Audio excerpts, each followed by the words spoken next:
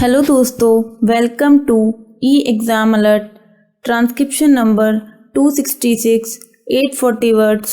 Get ready, start.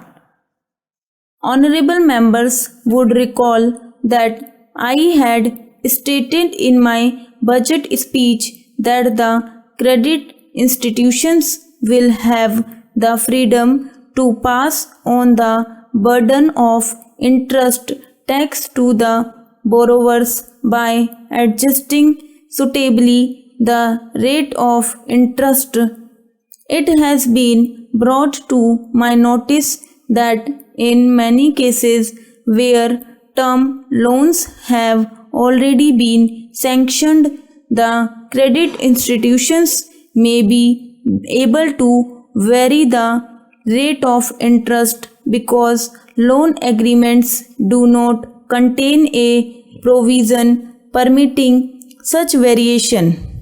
I propose to move an amendment to the bill to provide overriding legal authority to the institutions to vary the rate of interest if they so desire in order to pass on the burden of interest tax to the borrowers.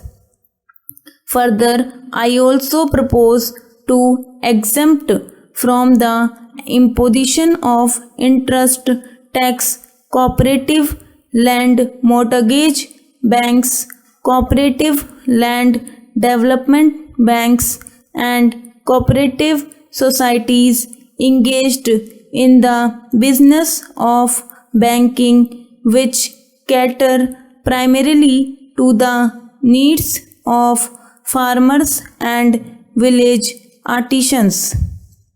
My proposal to extend the coverage of the expenditure tax to the expenditure incurred in restaurants providing superior facilities like air conditioning has been generally welcomed because these restaurants are patronized by the affluent sections of the society. It has, however, been pointed out that the criteria for identification of restaurants' expenditure in which would come within the purview of the proposed tax is cumbersome in the form in which it is contained in the bill.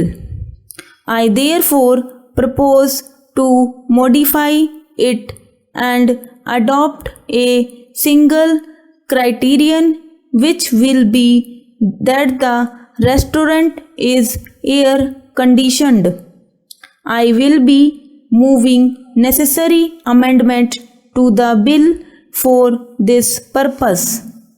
I propose to make some modifications to the proposals in the bill relating to deduction of tax at source from certain payments. The requirement to deduct tax from interest on bank deposits will apply only to interest on term deposits other than recurring deposits.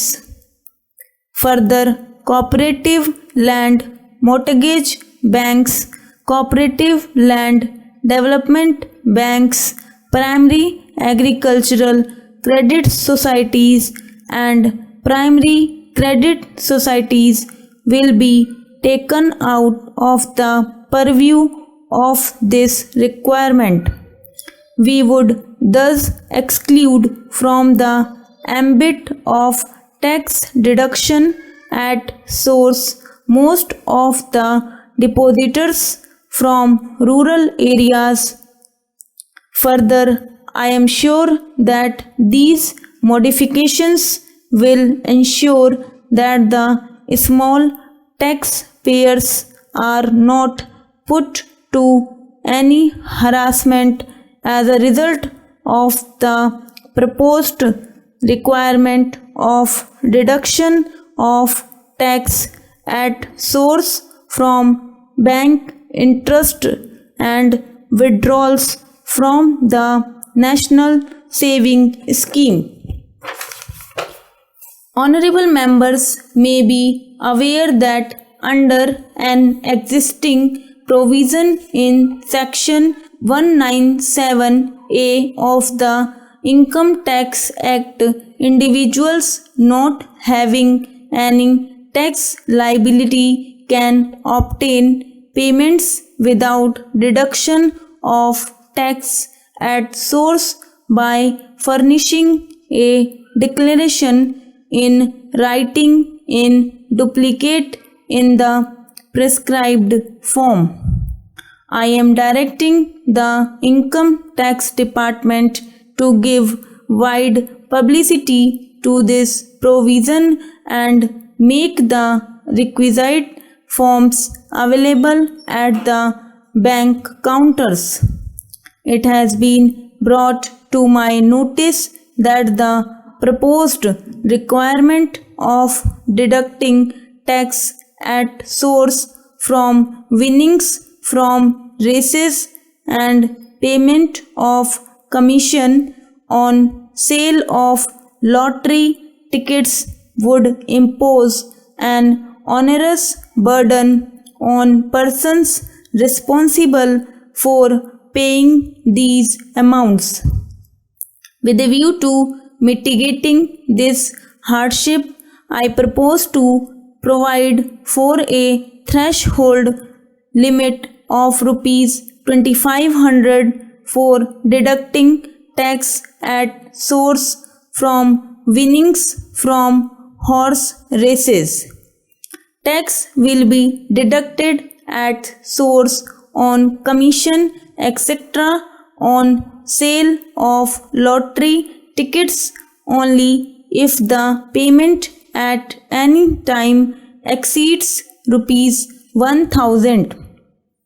I also propose to make a clarifactory amendment to Section 32 of the Income Tax Act relating to deduction for depreciation in computing business profits for tax purposes. Under the proposed amendment, no depreciation will be allowed in respect of any plant and machinery, the cost of which gets amortized in one or more years under any other provision of the Income Tax Act.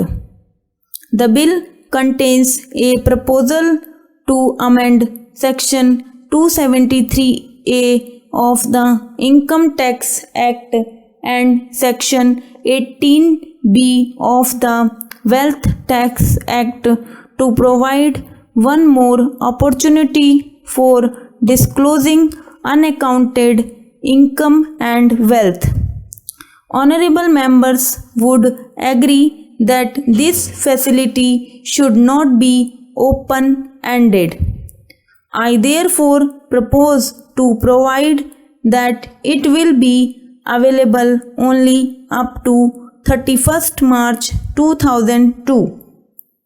The bill contains a proposal under which the discretion of the income tax authorities to entertain application for registration of charitable or religious trusts and institutions will be restricted to 3 years from the creation of trust or establishment of the institution.